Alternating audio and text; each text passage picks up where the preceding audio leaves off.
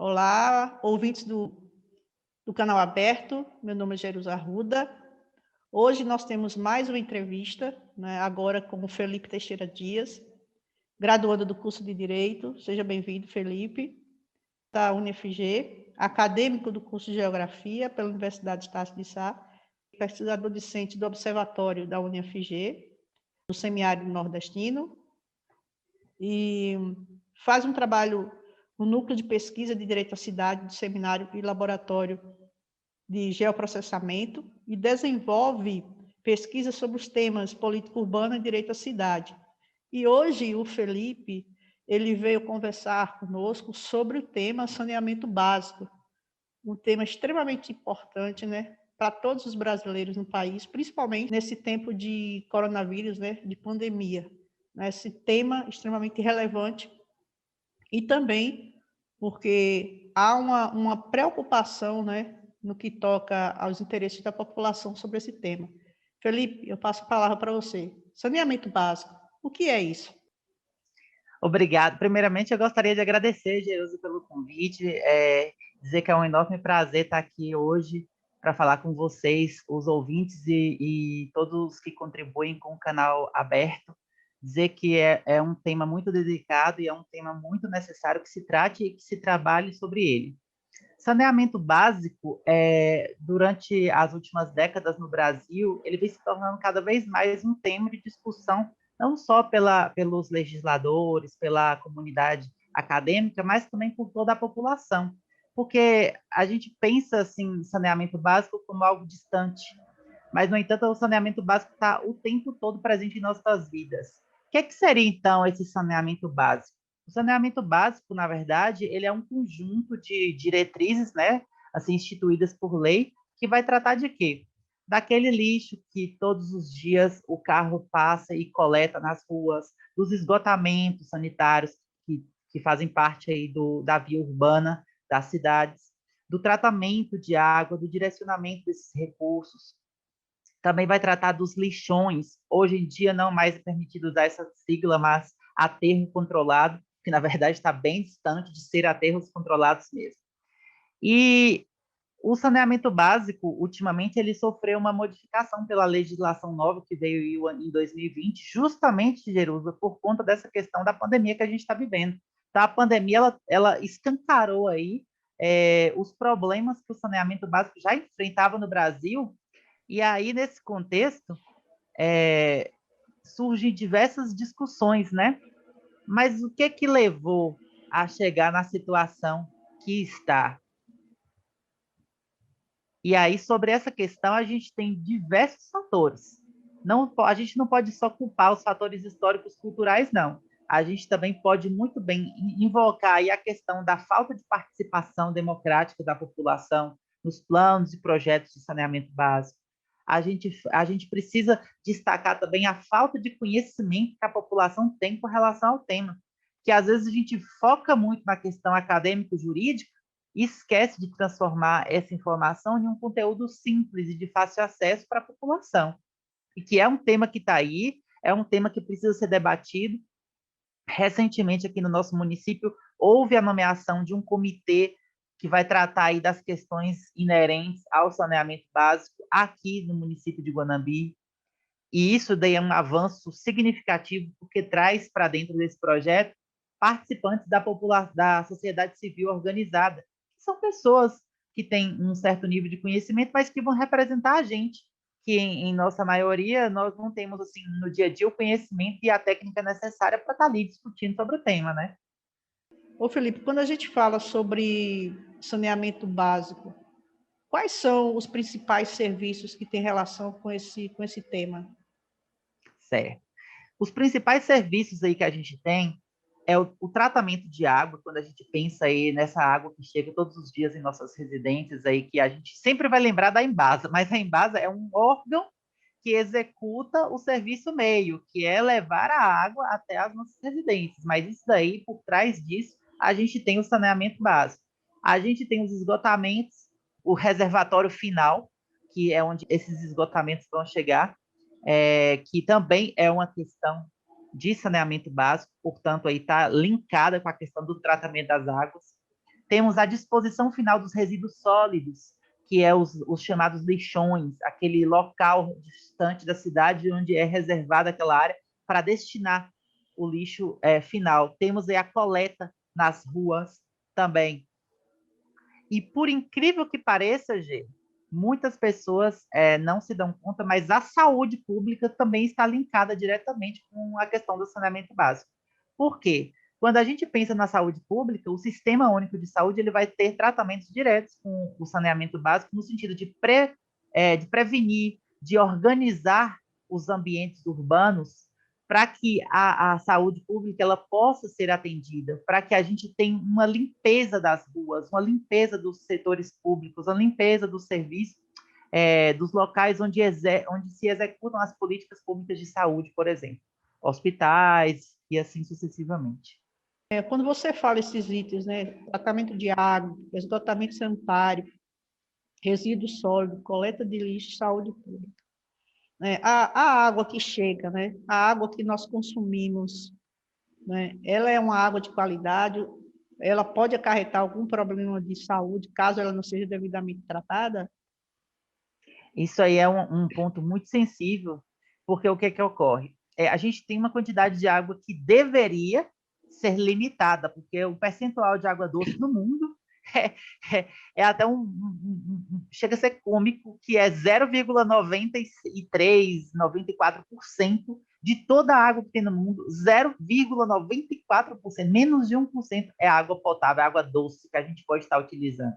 E aí entra outra questão, o uso irracional por parte da população, que acarreta em outros problemas, como aqui na nossa região, que é semiárido, a gente passa por secas aí por grande parte do ano, e os recursos que deveriam se limitar ali por conta da água ser escassa, não. Todo mundo usa de forma descancarada, a gente não vê nenhum debate, nenhuma discussão sobre esse racionamento de água. E aí entra o quê? Entra um tratamento desenfreado de uma água onde você abre a sua torneira e você pode verificar que assim, durante uns 10 primeiros minutos, 20 primeiros minutos, vai sair uma água totalmente impregnada de cloro, os cloros para tratar aí a questão da pureza da água, por assim dizer. Só que esse cloro aí também, ele tem suas reações adversas nas pessoas que estão consumindo essa água, né? Então, assim, surge inclusive uma indagação a partir disso. Até que ponto esse cloro realmente está sendo efetivo no tratamento da água ou se ele está sendo excessivo no tratamento da água? Tanto ele vem para ajudar a combater doenças, quanto ele também pode ser o causador de doenças. É isso que está colocando. Exatamente, porque é um excesso de um produto químico que está ali, que você vê que ao ligar a sua torneira vai ficar aquela água branca saindo durante bastante tempo. E isso dali, aí você coloca a água lá para esperar o cloro abaixar, mas o cloro vai continuar lá.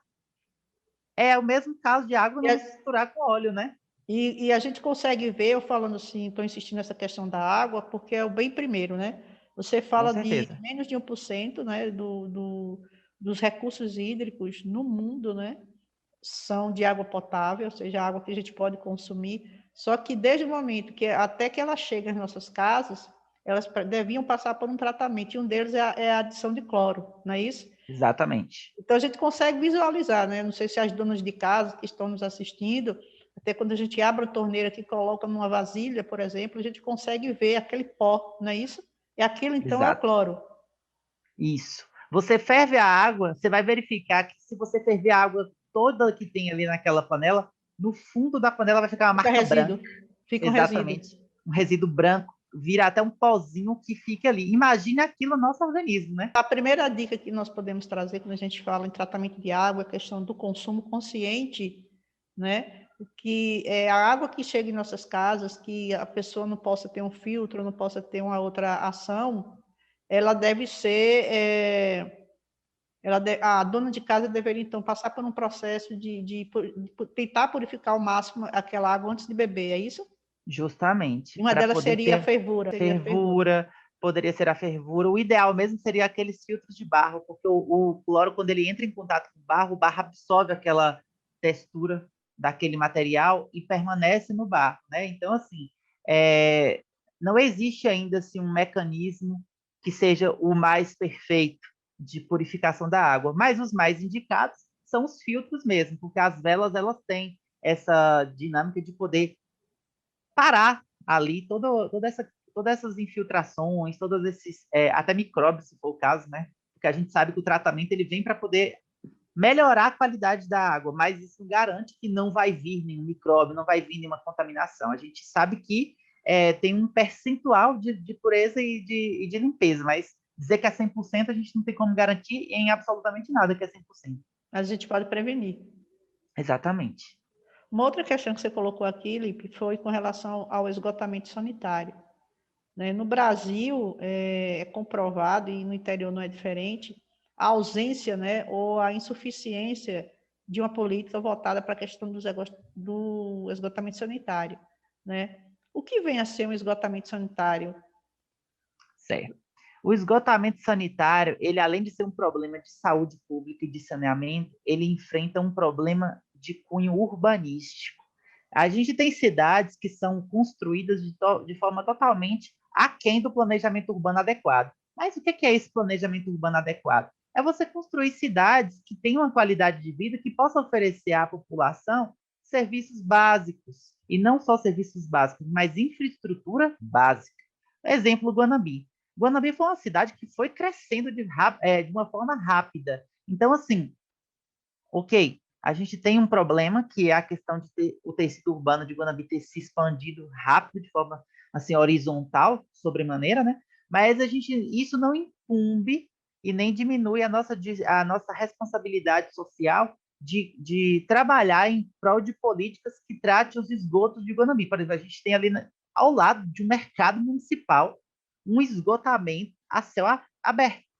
E não é um esgotamento limpo, é um esgotamento sujo, que é visível, não precisa fazer nem testes com amostras de contaminação naquela região para poder verificar. O mau cheiro e a sujeira que tem naquela região é visível. Não precisa ser um cientista, não precisa ser um pesquisador para detectar essa problemática. E mais ainda, esse esgotamento que passa naquele canal da feira, ele veio sobreposto a um trecho de um riacho que cortava a cidade do meio. Então, aí você já tem um problema ambiental, porque você degradou o meio ambiente. E se você perceber que lá na frente, próximo àquela casa de Dona Dedé, a gente tinha uma lagoa que já está totalmente contaminada por essa questão do esgoto que por ali passa. E aí a gente tem vários problemas decorrentes da erosão, né? Porque ali próximo, todo aquele sol, toda aquela dinâmica de estar ali a céu aberto, todo aquele vapor daquela localidade, quem garante que não vai estar ali impregnando naquele material, naquelas no que se comercializa naquela área, né? Verduras, frutas, etc. E tal, naquela região do mercado. Você passa por aquela região ali, é impossível, não tem uma pessoa, até turista, que não perceba aquela região. Então, é muito mais do que a questão de anseio. O que se destina àquele esgotamento sanitário ali é um problema que deve desafiar aí o poder público com relação a se repensar sobre a estrutura que vai comportar a dinâmica daquele esgotamento.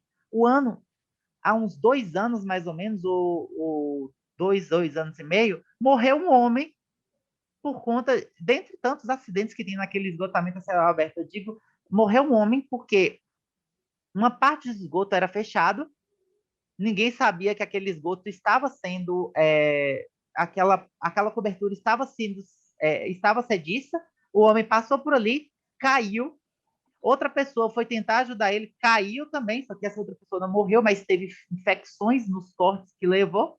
E aí, de quem é esse problema? Né? Então, na verdade, é só a título de esclarecimento, por conta dos nossos ouvintes, né? A cidade de Guanambi, né, que fica na Bahia, né, que você está colocando como exemplo de onde você reside, né, não destoa, né, de outros problemas, desse mesmo problema das diversas cidades ao no nosso Brasil inteiro, né, independente da região. E alguns exemplos que você coloca. Mas uma questão que me chamou a atenção, quando você fala a ausência ou a insuficiência de um de projeto público de esgotamento sanitário nos municípios, e aí você faz uma abordagem relacionada com a questão específica que são as feiras, né? Então, Justamente. se de um lado existe uma ausência ou insuficiência de uma política municipal de propiciar uma melhor estrutura ao esgotamento sanitário, também tem a questão do que a população pode fazer, né?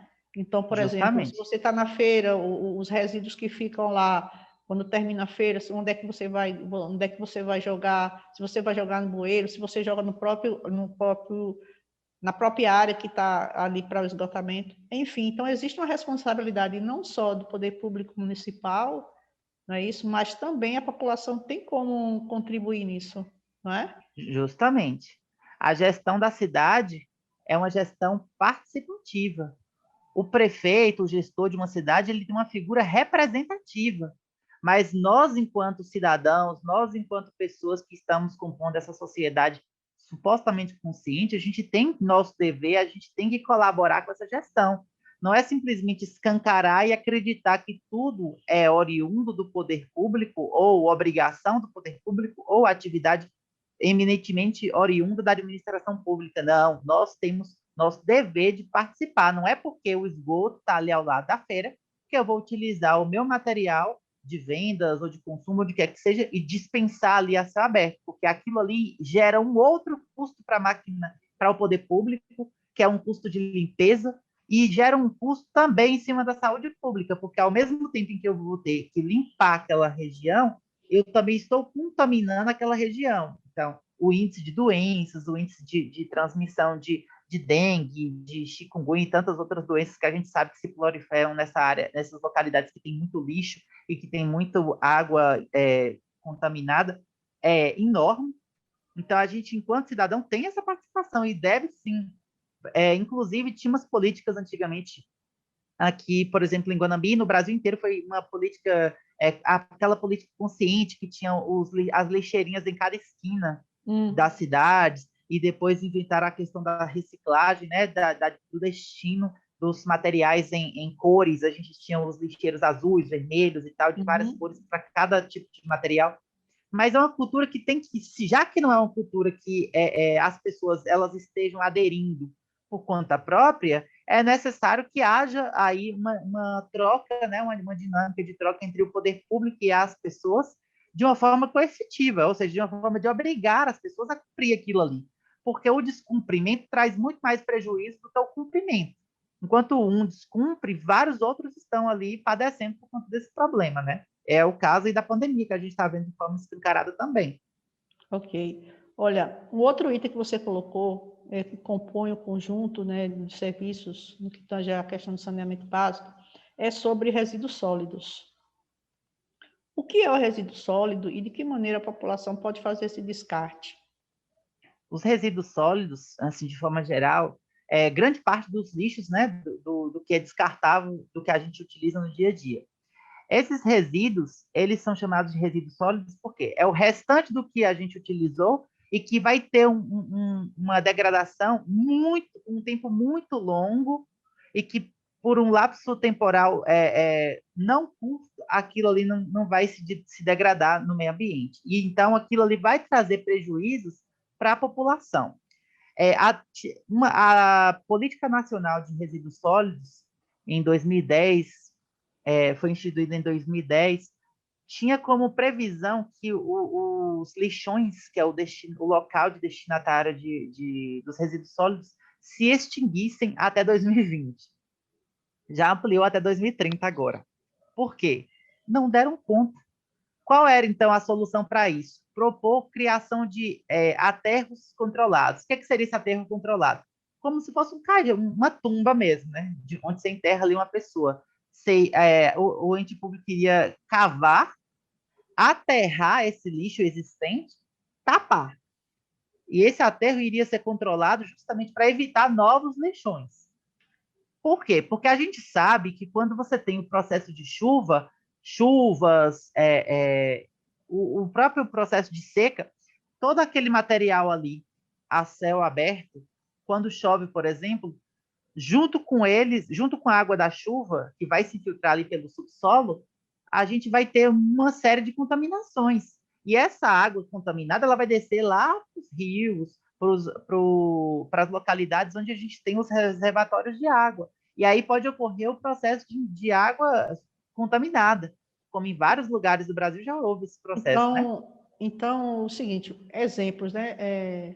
Material plástico, as garrafas plásticas que a gente usa, bateria de celular, Isso, né? Remédios vencidos, seringas, né? São alguns exatamente, exemplos, né? Então, é necessário que a exatamente, gente faça primeiro uma triagem em casa, separando o que é orgânico do que não é, né? E a gente separe isso, justamente. né? Aí isso entra no outro item, que é com relação à coleta de lixo. Quando a gente, de um modo geral, como parte da sociedade, que a gente pensa, o primeiro momento que a gente pensa como se isso se restringisse, né, o saneamento básico, dentre outras coisas, a questão da coleta de lixo, que é algo bem visível, né? Isso. Que são as pessoas que fazem esse serviço. Aí vem uma preocupação, né? Não só a preocupação inicialmente a gente separar esse material como resíduo sólido, mas o cuidado no acondicionamento, né? Pensando nas pessoas que também fazem a coleta, né? Então, eu já ouvi dizer de muitos acidentes que ocorrem, né, com as pessoas que trabalham com a coleta de lixo, né, que prestam um serviço essencial, né, para a população, e nós não pensamos nisso. Então, eles se cortam, eles podem se furar com seringa, podem adquirir algum tipo de doença, mesmo usando o EPI, né? Mas mesmo assim, eles podem adquirir algum tipo de doença por conta de alguns cuidados que a gente deixa de ter quando a gente quando a gente junta. Então, por exemplo, se você tem uma seringa, como é que você vai acondicionar isso? Né? Então, a questão da coleta de lixo, você acha que a população poderia contribuir de forma mais efetiva para que não tenha tanto lixo na rua, por exemplo, para que a gente faça uma separação mais racional em casa do que é orgânico do que não é orgânico? Isso aí também, né? Porque com relação à coleta de lixo, a gente é um dos maiores problemas, porque dali parte vários outros problemas. Como assim? Primeira coisa, existem casas que esperam acumular uma quantidade enorme de lixo para só depois descartar. Essa quantidade enorme de lixo faz com que vários fungos, doenças, se impregnem naquele resto, naquela matéria orgânica que vai ser dispensada, e além disso, é misturado com o que não deveria ser. Por exemplo, comidas, fezes, urina, essas coisas. Em tese, deveria ser utilizado o esgotamento sanitário, porque é para isso que ele foi criado. Mas aí muitas pessoas jogam em caixas, em sacolas, misturam com ferro, com vidro, com plástico, e aí entra na questão que você falou, de aí um servidor público desse que vem coletar o lixo, porque de fato é um serviço essencial, aí ele corta um braço, a mão, porque ali está misturado ferro com algum material já poluído, no caso, contaminado ali, no caso, por exemplo, o ferrugem, né? Aí a gente tem um vidro contaminado, a gente tem uma garrafa que está lá não sei quantos anos na casa parada. Então, são vários probleminhas que as pessoas devem se conscientizar e já começar a reparar isso desde suas residências, né? Separar a matéria orgânica é o primeiro passo. Se aqui é uma sacola de vidro, vamos colocar só vidro ali. Se essa outra ali é plástico, só plástico. Até porque esse material ele pode ser reciclado. E muitas pessoas vão até essa localidade dos aterros controlados para poder coletar material de um reuso, né? Porque vivem daquele reuso. Isso daí, então, gera uma economia para aquelas pessoas que são de baixa renda e que querem preservar o meio ambiente também, pegando essas matérias que vão demorar uma quantidade de anos absurda para se deteriorar. E aí a gente tem também a questão do próprio destinatário, porque aí, imagine você, hoje em dia os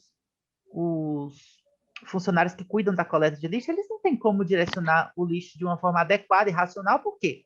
Porque, teoricamente, eles deveriam pegar os resíduos sólidos e dispensar na localidade marcada. No entanto, a gente tem o quê? A gente uma quantidade de lixos de vários tipos misturados, eles não têm como separar isso, porque não é da competência deles separar as matérias eles têm que destinar tudo do jeito que foi coletado na localidade destinada. Então, é um problema. Olha, a questão do saneamento básico, né, a partir desses itens dos serviços que você colocou aqui, como do tratamento de água e o último da questão da coleta de lixo, por exemplo, e aí você coloca um dos itens a questão da saúde pública, né? O que exatamente é afetado, né? Em que uma pessoa pode vir a ser afetada pela ausência ou a insuficiência na prestação desses serviços de saneamento básico em um determinado município, por exemplo. Vou dar um exemplozinho bem básico mesmo aqui, mas que isso daí ocasionou diversas dessas questões que, por exemplo, quando eu falo em saneamento básico de modo geral e como isso está aí relacionado com a saúde pública, vamos pensar então que as medidas de isolamento social, por exemplo, requerem que nós tenhamos condições mínimas em nossas residências de água, de higiene, de adequação e infraestrutura básica. Mas vamos pensar naquela família que defeca a céu aberto, que não tem um esgotamento, que não tem um álcool, que não tem uma água todos os dias para lavar suas mãos, para se higienizar. Aí ela não se higieniza, ela permanece em contato com os outros entes familiares. Naquela localidade não tem um reservatório de água ou destinatário de água e ela precisa deixar camburões, bacias, algum reservatório improvisado. Aí a gente tem a questão de dengue, aí a questão do coronavírus se apropriou dessa situação e aí você pode verificar que um pai ali que vai trabalhar, volta com coronavírus, ele vai se distanciar como dessas pessoas? Ele vai se higienizar e se cuidar como numa situação dessa? Então, você percebe que por trás de toda essa questão, a gente tem um problema do saneamento, porque não chegou até essa pessoa o mínimo necessário para higienizar, para tratar o esgoto, para poder realmente dar o destino das fezes do lixo que deveria ter. Então, isso aí é um problema que afeta ao sistema de saúde pública, né? E aí a gente tem a superlotação dos hospitais, enfim, a Ou seja, quantidade de exames. a pandemia do novo coronavírus não trouxe algo novo, né, do ponto de vista Exato. do saneamento. Ela deu maior visibilidade ao que a gente já vem sofrendo há muito tempo, né? Justamente, justamente. Tanto que a nova lei de saneamento, que constitui o novo marco ideal de saneamento básico de 2020, ela é uma lei que não é muito grande comparada a outras leis brasileiras, e ela traz o nome município 56 vezes, demonstrando a responsabilidade e a importância do município nessa questão, nessa articulação, né? Então, assim, o município tem que realmente prever condições mínimas, prever situações mínimas de se amenizar a questão da desigualdade no saneamento, que é latente, não só aqui na região norte, nordeste, mas em todo o Brasil. A gente tem um déficit enorme em cima do saneamento básico. A gente sabe disso, as estatísticas de IBGE, do IPEA-Data, de outros órgãos, demonstram isso para a gente, né? E aí isso daí termina onde? Na saúde pública. Deficiências na saúde pública, superlotação, enfim, né? Ok. Bom, hoje nós estamos aqui com o Felipe Teixeira Dias, né, falando sobre saneamento básico, um tema extremamente importante para o Brasil, né? Faz parte do processo da infraestrutura de serviços como abastecimento de água potável, esgotamento sanitário, limpeza urbana e manejo dos resíduos sólidos, drenagem e manejo de águas pluviais, que é uma questão importante também da infraestrutura, principalmente com o volume de chuvas, né? Várias cidades pelo país afora sofrem com isso. E a garantia, né, de um saneamento básico efetivo. Uns exemplos é a questão da legislação que você colocou aqui. Então, Felipe, eu passo a palavra a você para suas últimas considerações sobre o tema em questão. Certo. Primeiramente, eu gostaria de asseverar, né, que a gente não esgota toda a discussão de saneamento básico assim, em um breve espaço de tempo, como que a gente destinou aqui, para poder tratar disso de uma forma mais aberta, mais de uma forma social. E dizer que é um tema que desafia não só o poder público, mas também a gente, nós que somos pessoas, nós que somos participantes de uma política urbana participativa e democrática. Uma preocupação muito grande dos pesquisadores é com uma questão muito singela, que é a questão de possível privatização do serviço de saneamento básico por conta de a nova legislação trazer aí cerca de umas 15 vezes a expressão público-privado. Mas a gente tem que levar isso como uma forma de possibilidade e não como uma periculosidade. Por quê? Se durante todos esses anos a gestão pública ela admite não ter tido condições, né, disponibilidade para tratar do problema, talvez agora em parceria com as instituições privadas, talvez o problema seja amenizado. E isso a gente não tem que ver como um problema porque vai privatizar um serviço que eminentemente o ente público ele não tem condições de realizar, né? E aí a gente tem que pensar positivo e pensar que o ente público está convidando o privado, a sociedade civil organizada, os entes privados, para colaborar com um serviço que é de todos, que é a questão do saneamento, e que é muito importante na vida de todo mundo, porque pensar em saneamento é pensar em direito fundamental, e a Constituição ela é bem severa com relação à garantia dos direitos fundamentais aí para o mínimo de dignidade necessário nas cidades. Então, obrigado pelo convite, Jerusa. Te devolvo aí a palavra e é isso. Ok, Felipe, mais uma vez meus sinceros agradecimentos em nome do canal aberto, né? Em nome das pessoas que nos assistem, um tema tão importante, tão relevante quanto a questão do saneamento básico no Brasil. Então, meu agradecimento a você mais uma vez e a todos que assistem ao nosso canal. Até o próximo encontro.